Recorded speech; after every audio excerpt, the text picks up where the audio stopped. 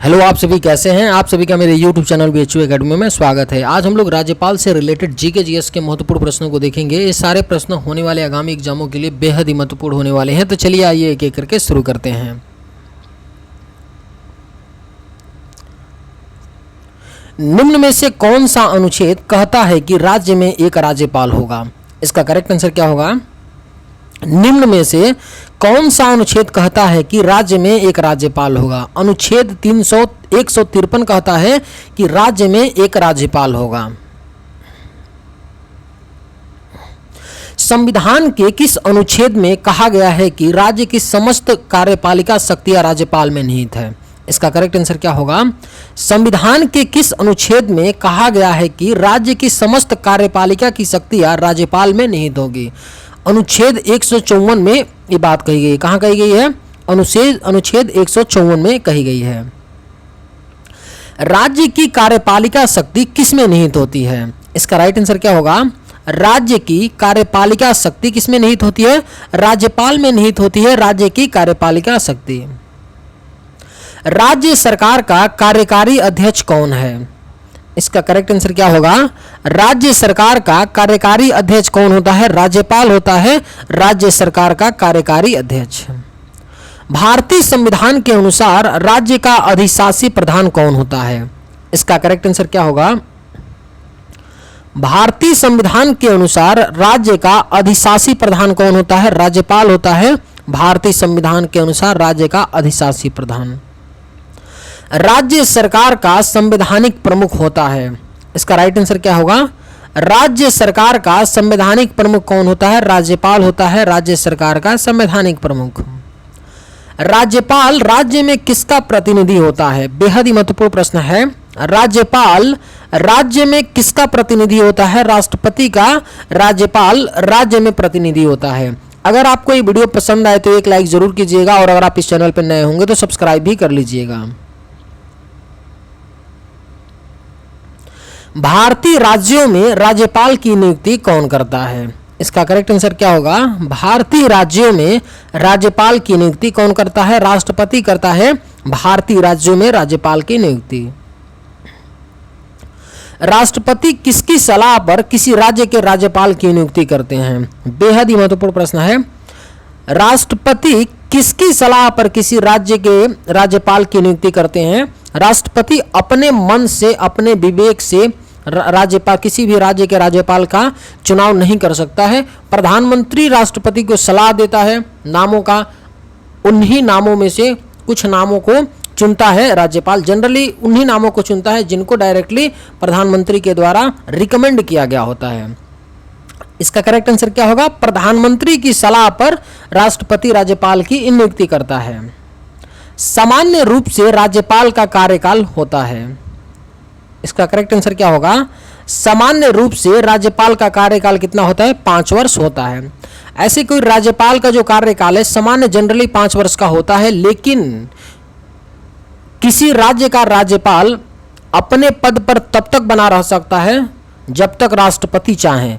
केवल 5 वर्षों के लिए नहीं, अगर राष्ट्रपति चाहता है, राष्ट्रपति के प्रसाद प्रयत्न तक, यानी कि राष्ट्रपति जब तक चाहता है कि कोई व्यक्ति किसी राज्य का राज्यपाल बना रहे तब तक बना रह सकता है। उस 5 साल से मतलब नहीं है, 10 साल से बिल्कुल ही मतलब नहीं है। राज्यपाल के पद पर नियुक्ति की न्यूनतम उम्र सीमा है। इसका राइट आंसर क्या होगा? राज्यपाल के पद पर नियुक्ति की जो न्यूनतम उम्र है कितनी है? 35 वर्ष है। राज्यपाल को निम्नलिखित पदाधिकारियों में किसके समक्ष शपथ ग्रहण करना पड़ता है? इसका राइट आंसर क्या होगा? राज्यपाल को निम्नलिखित पदाधिकारियों में से किसके समक्ष शपथ ग्रहण करना पड़ता है? उच्च न्यायालय के मुख्य न्यायाधीश के शपथ दिलाते हैं। कौन दिलाता है? हाई कोर्ट के जो चीफ जस्टिस होते हैं, मुख्य न्यायाधीश होते हैं, वही राज्य के राज्यपाल को शपथ दिलाते हैं। राज्यपाल अपना त्याग पत्र किसे देता है? इसका करेक्ट आंसर क्या होगा?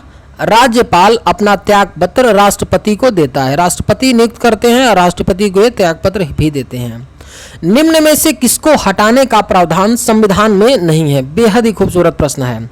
निम्न में से किसको हटाने का प्रावधान संविधान में नहीं है? गवर्नर को, राज्यपाल को हटाने का संविधान में प्रावधान नहीं है। किसी भी राज्य के राज्यपाल को राष्ट्रपति अपने अनुसार उसे हटा सकता है या पद पर बनाए रख सकता है। गवर्नर को हटाने की और कोई भी प्रक्रिया संविधान में मेंशन नहीं है। निम्नलिखित में से किसको महाभियोग के बिना हटाया जा सकता है? अगर आप लोगों को ये वीडियो पसंद आ रहा हो तो एक लाइक जरूर कीजिएगा और अगर आप इस चैनल पर नए होंगे तो सब्सक्राइब भी कर लीजिएगा। निम्नलिखित में से किसको महाभियोग के बिना हटाया जा सकता है? इसका राइट आंसर क्या होगा? किसी राज्य के राज्यपाल को महाभियोग के बिना हटाया जा सकता है।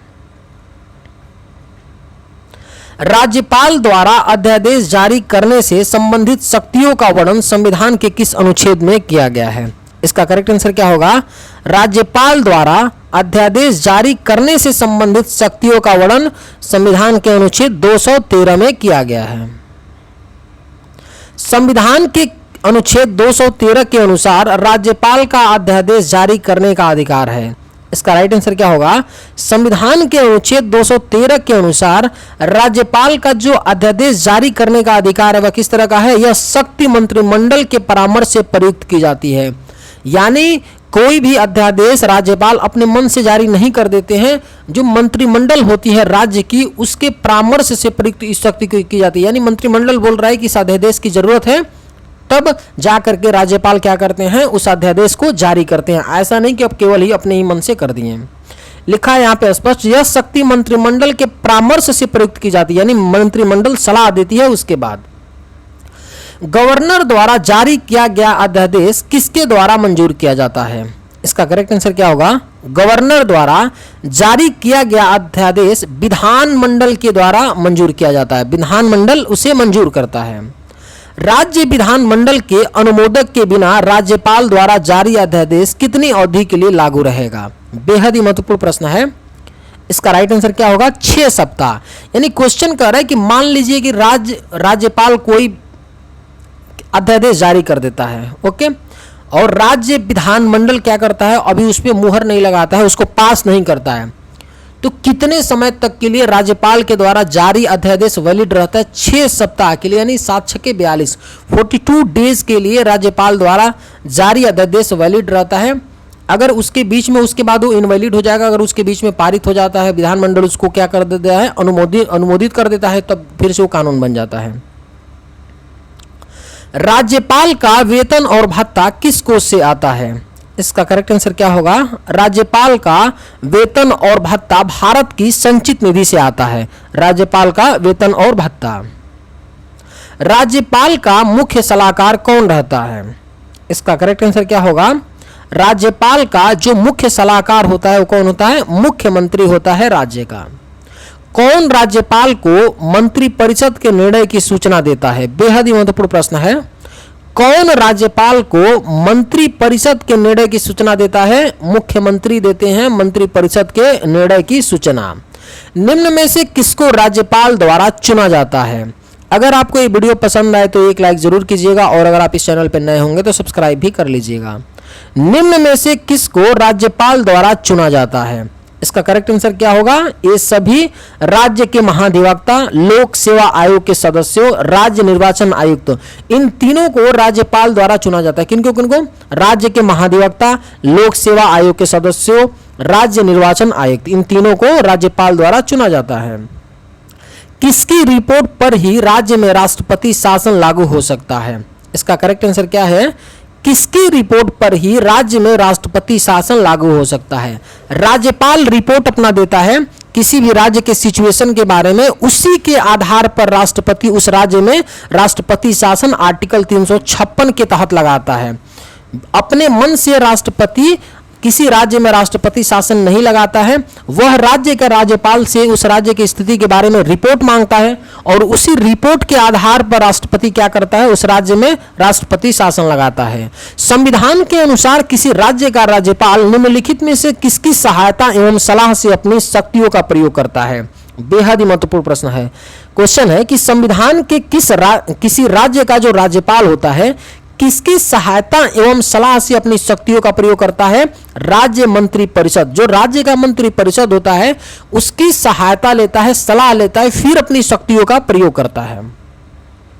राज्य विधानसभा में धन विधेयक केवल किसकी अनुशंसा से प्रस्तुत किया जा सकता है? इसका राइट आंसर क्या होगा? राज्य विधानसभा में जो धन विधेयक होता है किसकी अनुशंसा से प्रस्तुत किया जाता है?